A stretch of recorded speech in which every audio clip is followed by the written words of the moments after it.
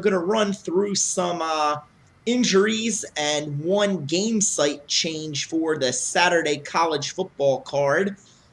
Rob, let's start with the injuries. What are some of the key injuries that are going to be on the minds of bettors heading into this weekend? Yeah, there's a couple of big ones late this afternoon, Rob. The Minnesota Golden Gophers, according to head coach Jerry Kill, now down 8 starters for Saturday's game against Purdue, which hasn't seemed to affect the line as of yet. We see some of the hooks taken off the 3.5 that Purdue was getting. Now we see a lot of threes out there. I venture to say that'll go down even more as we get closer to game time. Minnesota, Coach Kill said they just don't even have enough healthy bodies right now, and there were plenty of players practicing with the old non-contact jersey on today. So tough for Minnesota right now. Banged up football team. Of course, Purdue played a nice game last week. We'll see if they attract any money throughout the rest of the evening tonight and then into Friday and Saturday. I think that game time is a 3:30 East, 12:30 Pacific start. Plenty of time. It's interesting though, Rob, that the line moved so strongly in favor of Minnesota off the opener, the beginning of the week, from pick all the way to Minnesota 3.5. We'll see if there's take back now with the injury Now, do concerns. you think that line movement was just based on the reputation of Purdue recently? Yeah, I don't think anybody was real clear on how bad the injury situation was for Minnesota and how many, a lot of times the questionable and the doubtful status, you have to read between the lines. But for Coach Kilt to come out and say definitely 8 starters, now he won't name all 8, but a few you can pretty easily assume are out. We'll see about the rest. Like I say, it's difficult for a team that has a hard time on offense anyway, and then to lose some defensive starters to anchor to your team. I know Purdue, because of the Austin Appleby injury at quarterback, Rob, that was a big deal. That's probably why the game went Minnesota's way to start with. But boy, I don't know if that's that big of a deal because Appleby didn't play last week for the most part of that game, and Purdue made a nice comeback against Michigan State. So once again, I think we'll see some take back here because of what head coach Kill has said today. How much yet to be seen. What about the Florida State game this weekend? What can you give us the latest on their injury status? Yeah, I think everybody was waiting on the Dalvin Cook situation at running back for Florida State, Rob. He's an important piece to that, what's really a struggling offensive puzzle right now. Everett Golson hasn't played the way I think FSU thought he would coming from Notre Dame.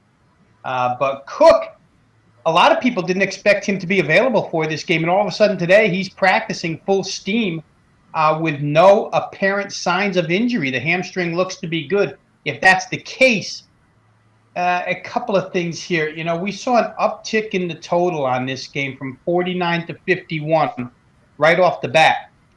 I think with Cook involved, we might see that game move even higher total wise. And you have to be careful in the 50s because there's so many key numbers that you cross 51, 52, 53. Almost all of them become key when you're in the 50s. So we'll see how much it gets pushed. I think it will get pushed a little bit toward the over. As far as the point spread itself is concerned, I'm not sure. Maybe we'll see a little half-point movement on Florida State. But the way Miami's defense has played so far this year, I don't think there's any doubt that we're going to see some movement in that total. I guess the other big thing leading up to the weekend is the South Carolina LSU game. The game is moved out of South Carolina. They could not find a neutral site. They end up going to LSU this Saturday afternoon at 3:30 to play this game. Talk a little bit about how the site move there impacted the line and what you expect out of that. It's difficult for South Carolina. First off, let's say this. The game is 12.5 probably in South Carolina, and you get a touchdown move toward LSU up to 19.5 because of the site change. So it's a big one. Obviously, you're taking a basic 3 from one side and applying 3 to the other, but LSU just not any other field. So the home site advantage a little bit bigger there. The travel is tough on South Carolina. They fly to Columbia, Missouri last week, lose to Mizzou, come back home to the severe flooding, go through their week, realize that they can't play at home, and now jump on a plane and go to Baton Rouge. It's just a difficult spot travel wise for South Carolina. Hey, how much LSU chooses to win this game by, I think, is their own doing in this one. I don't know that South Carolina can do much to stop it, but we have to remember that last week against Eastern Michigan, we get a 44-24 final against Eastern Michigan. Certainly, South Carolina defensively a lot stronger than what Eastern Michigan is against the run. Leonard Fournette probably in for a pretty big day. And of course, you're looking at the freshman quarterback, Lorenzo Nunez, for South Carolina. This is going to be Columbia, Missouri is a pretty tough venue.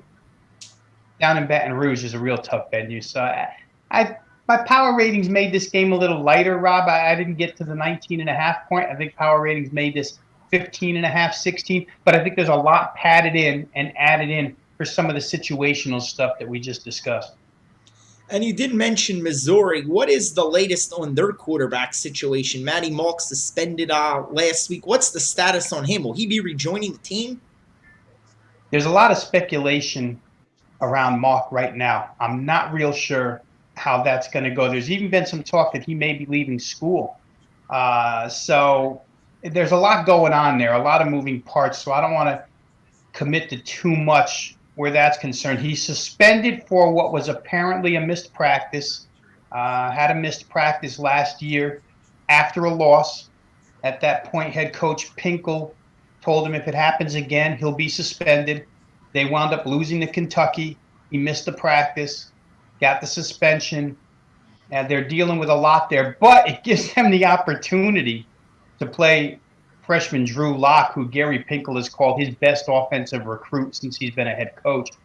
Drew Lock, highly touted, a young kid, true freshman, obviously. They didn't waste any time taking the red shirt off of him. He played in game one, and he's played various series throughout the season. But now as the starter, he's going to face this Florida Gator defense and one Vernon Hargraves on the corner. It's a difficult assignment. But you know what? The Florida victory last week, for those who play spot plays and situational plays in college football, I don't think they get any better than this, where Florida upsets Mississippi at home in the fashion that they did, then go on the road to play a divisional game against what's a very good defense in Missouri. Is Florida off of cloud nine? Are they really as good as they were last week against Ole Miss? All those questions have to be answered. But I know guys who play mechanically on situations like this will be on Missouri plus the 4.5. Well, Rob, thanks for the time this evening. And remember to check back robvenosports.com all weekend long for the latest news and information and for your betting selections.